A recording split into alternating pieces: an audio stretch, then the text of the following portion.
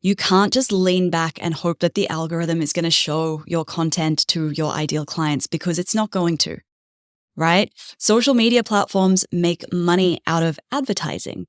And if they're showing all of your business content to your ideal clients for free, then they are losing out on potential ad revenue. Hey, welcome back to Imperfect Action. This is episode 718. 5 simple shifts to reach more of the right people online. I know that growing your audience sometimes might feel a little bit like you're pushing an elephant up a hill. You're putting a lot of work in and you're not really making a whole lot of progress or seeing the results for the amount of work that's going in. And that might be because you are approaching the whole audience growth process in a way that makes it a lot harder than it needs to be. So today I'm going to share a couple of small shifts that you can make to make the whole process of growing your audience a whole lot easier, because it really doesn't need to be that hard. Okay, so shift number 1. Now, before you make the shift, you might be thinking, well, it's really hard to stand out and get attention online. And the shift that I want you to make if you're in this situation is I want you to understand that the key to standing out online is sharing remarkable content. That's not going to be content that's like tips and tricks and how to do the thing that you're selling a service to do or selling a digital product to do, right? So if you are a dog trainer teaching people how to stop their dogs from running away, your free content isn't going to be remarkable if you're like how to stop your dog from running away. Instead, what we want to be sharing is something that's going to make the right person think, that's interesting. I never thought of it like that before. Or something that will make them hit that share button and tell a friend, tell somebody else. This is often going to be stuff like your unique perspectives, your unique stories, experiences, insights that nobody else has on the same topic. It's like a little hot take almost.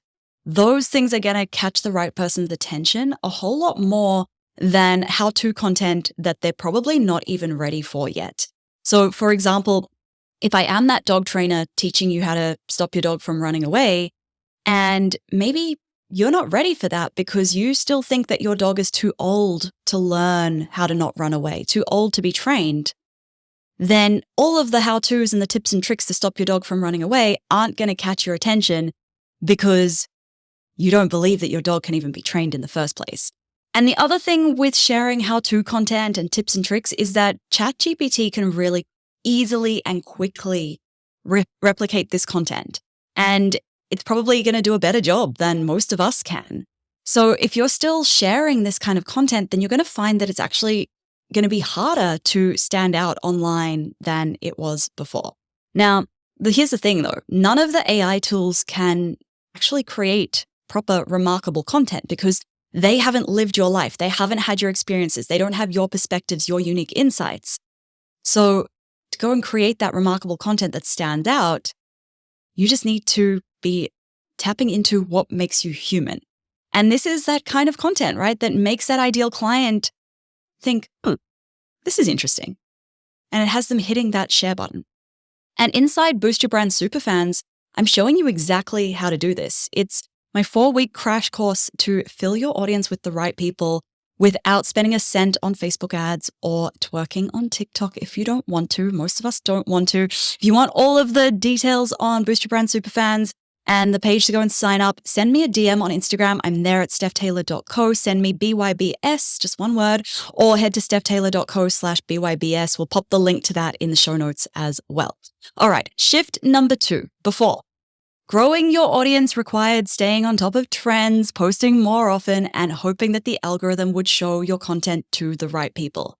Now, the shift that I want you to understand is you can't just lean back and hope that the algorithm is going to show your content to your ideal clients because it's not going to, right? Social media platforms make money out of advertising. And if they're showing all of your business content to your ideal clients for free, then they are losing out on potential ad revenue.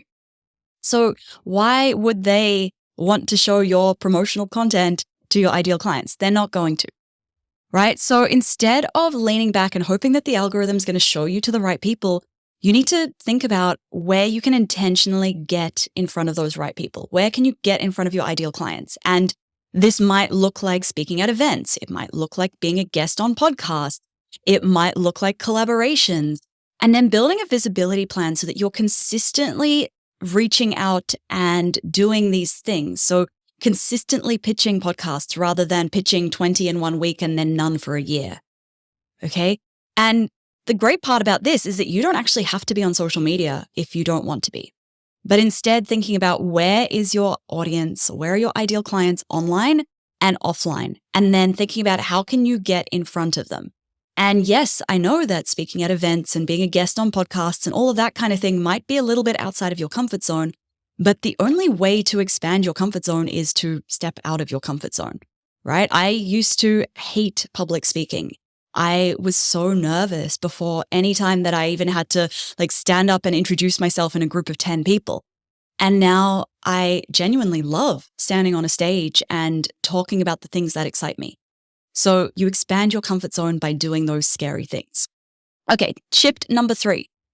Before, if I can just attract the right people, they will buy from me. Unfortunately, this is not the case. And the shift that I want you to understand here is that reaching people is only one part of the overall equation. Okay, your content is what is going to keep them around long enough to know you, like you, and trust you, and then eventually buy from you. On average, somebody has been on my email list for 109 days before they buy Launch Magic, which is one of my courses. 109 days. It takes a little bit of time before somebody is ready to buy your offer. So you really need to be thinking about what kind of remarkable content are you sharing to your audience to build that know, like, and trust. And when somebody signs up for my courses, I usually will ask in the onboarding survey, what made you decide to buy? And I'm always surprised at how many people say things like, oh, I've been following you for a while, or I've been getting your emails for a while. I've been listening to your podcast for years.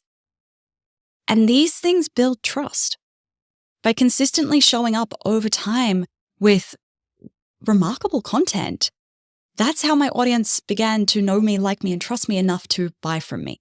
So it's not about getting your offers in front of the right people and hoping that they will buy when they see the offer. It's about getting your content in front of the right people and then getting them to stick around and nurturing them until they're at the point where they are ready to buy from you. Okay, shift number 4.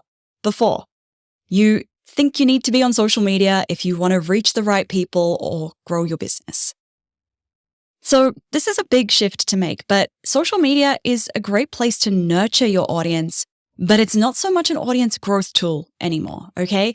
I post on Instagram most days, but I don't treat it as a place to grow my audience. It's a place to nurture my existing audience, not reach new people. And I recently came across a stat that said that organic reach on Instagram was declining by 32% year on year. 32%. That's a huge decrease in organic reach. So it's only going to get harder and harder to reach new people, but also harder to reach your existing people on Instagram. And we've seen this happen with other social media platforms. Facebook followed the same trend. TikTok's also limiting reach as well. We're noticing this happening across different platforms. And yeah, sure, there are still people who go viral and become a success story, but these are the exception, not the rule. And you're much more likely to get a bit better return on your time by doing the things that are getting you in front of the right people rather than just sitting there and hoping that the algorithm's going to show you to those people. Okay, shift number 5. Before, if I just had more time, I'd be able to show up on social media and show up online more and grow my audience. Now, shift that I want you to make here is understand that growing your audience isn't a matter of just doing more. It's not about quantity. It's not about doing more of what you are already doing, but rather about spending your limited time on the right things. Now, I recently taught a masterclass on this and I asked, what's working for growing your audience? And what are you doing that's not working? And so many people said, I don't know. Or I think Instagram might be working. I think this might be working. If you don't know exactly what return you are getting from the time you are spending on different things, then you are probably wasting your time on something that's not actually moving the needle. You're not getting the best return on your time. I am all about working smarter, not harder, right? And that means that you need to be tracking and putting in place some kind of audience growth review ritual each week so you can see this is where I put my time and this is what the result was.